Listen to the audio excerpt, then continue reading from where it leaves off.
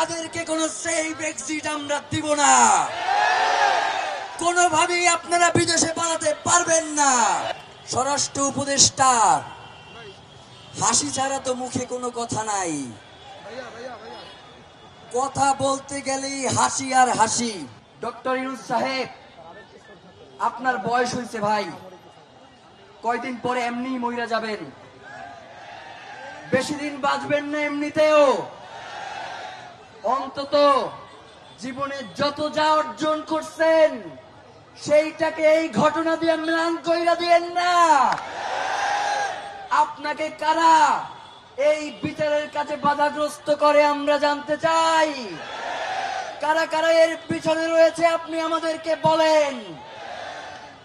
এই সরকার, আপনি বলেন, যখন আপনাকে বলা হয় যে তুমি তো অনির্বাচিত সরকার, তখন আপনি বলেন জুলাইয়ের গণ অভ্যুত্থানের মধ্য দিয়ে আমি সরকারে এসেছি জনগণের ম্যান্ডেট নিয়ে।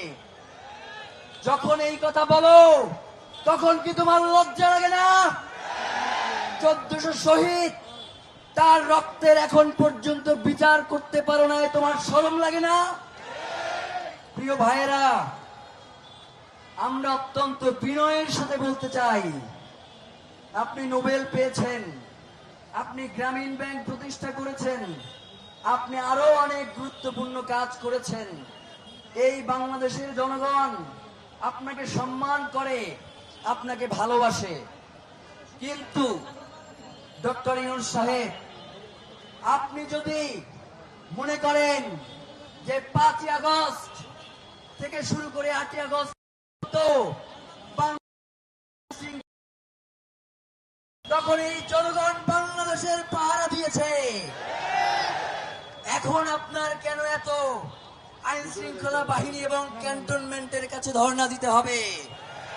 আমরা আপনাকে বলে দেই, আপনি আমাদের কাছে বলেন এই খুনের পিছনে কারা রয়েছে, আমরা আপনাকে পাহারা দেব। ছাড়া তো মুখে কোনো কথা নাই, কথা বলতে গেলেই হাসি আর হাসি।